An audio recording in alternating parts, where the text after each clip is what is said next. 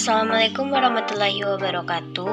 Halo teman-teman, di video kali ini saya Della Emanda dan rekan saya Artika Handayani akan membahas tentang perkembangan politik ekonomi dan iptek di era Susilo Bambang Yudhoyono.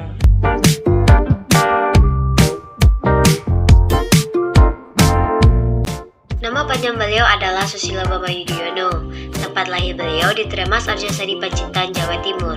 Beliau lahir pada tanggal 9 September 1949.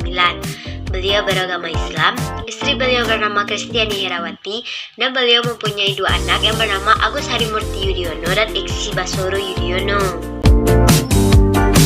Selanjutnya kita akan membahas tentang perkembangan politik di era SBY.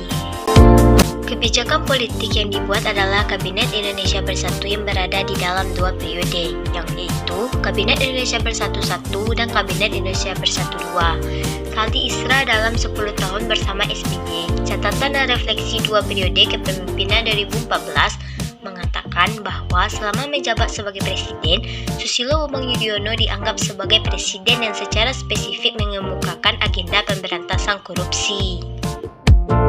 Pada zaman SBY, KPK direvitalisasikan dan memiliki posisi politik yang sangat kuat.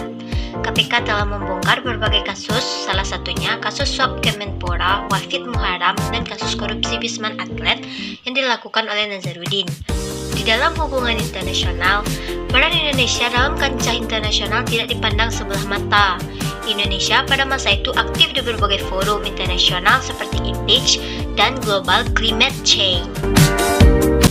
Kemajuan pemerintahan SBY tidak sampai di situ saja. Berbagai kemajuan dilakukan diantaranya adanya Badan Penyelenggaraan Jaminan Sosial atau BPJS, pendidikan wajib 12 tahun, dan pembangunan wilayah juga berjalan baik seiring dengan konektivitas. Selanjutnya kita akan membahas tentang perkembangan ekonomi di era SBY. Ekonomi akan menjadi masalah besar di Indonesia. Namun, setelah beberapa tahun berada dalam kepemimpinan nasional tidak menentu, SBY berhasil untuk menjaga kestabilan ekonomi, di mana pada masa pemerintahan SBY ini, kondisi perekonomian Indonesia mengalami perkembangan yang cukup pesat. Terbukti, rata-rata pertumbuhan ekonomi pemerintah SBY selama 5 tahun menjadi 6,4%, angka yang mendekati target 6,6%. Pada masa SBY ini, geliat ekonomi terus mencuat naik, industri otomotif juga terus meningkat. Ini dapat dilihat dari meningkatnya permintaan pasar, membuktikan ada gerakan positif dari perekonomian masyarakat. Pertumbuhan ekonomi Indonesia pada tahun 2010 tumbuh pesat seiring pemulihan ekonomi pasca krisis global yang terjadi sepanjang tahun 2008 hingga 2009. Terbukti, perekonomian Indonesia mampu bertahan di tengah krisis dan finansial yang melanda di zona Eropa. Ekonomi Indonesia akan terus mengalami kepesatan dan mampu bertahan meskipun realitanya sempat terpengaruh oleh hantaman krisis yang melanda. Geliat pertumbuhan ekonomi Indonesia akan bertambah baik apabila mampu menyesuaikan dengan kondisi global. Dengan kesuksesan yang dibawa SBY terkait pertumbuhan ekonomi di Indonesia, Perdana Menteri Wen Jiabao memuji kepemimpinan SBY yang telah membawa kemajuan pesat bagi perekonomian di Indonesia. Menteri Jiabao mengatakan di bawah kepemimpinan SBY, Indonesia dapat mencapai kemajuan ekonomi, sehingga kerjasama bilateral Indonesia dan Cina bisa mencapai kemerataan yang strategis.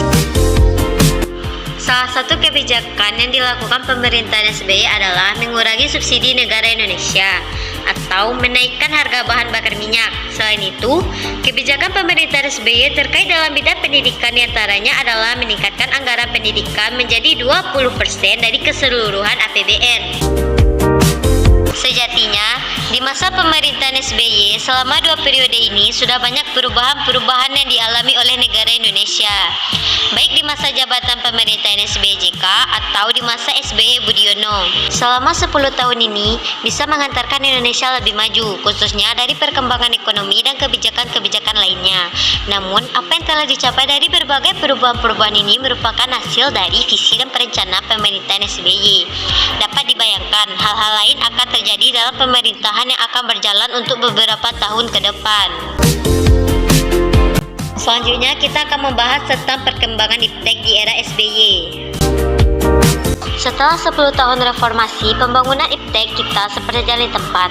Keempat orang presiden di era reformasi yaitu pasca Orba termasuk B.J. Habibie dan SBY boleh dikatakan belum berhasil menjadikan iptek sebagai pengarus utama atau mainstream pembangunan nasional. Bahkan, dalam perkembangannya, iptek tidak lagi menjadi sektor prioritas pembangunan. Stabilitas politik, keterpurukan ekonomi, serta kondisi masyarakat saat ini dijadikan sebagai alasan termarginalkannya iptek sebagai sektor prioritas pembangunan.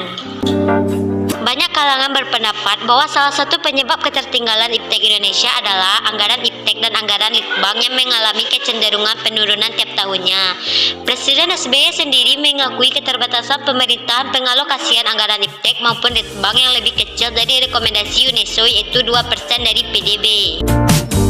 Minimnya anggaran iptek berakibat pada terbatasnya fasilitas riset, kurangnya biaya untuk operasi dan pemeliharaan, serta rendahnya insentif untuk peneliti.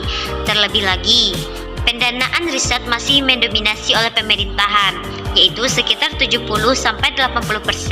Meskipun pemerintahan telah menaikkan anggaran pendidikan, namun rasionya terhadap anggaran litbang masih rendah, yaitu hanya 1,31%. Sekian pembahasan dari saya. Jika ada kata-kata saya yang salah, saya minta maaf. Jangan lupa like, comment, and subscribe. And thank you for watching, guys. See you.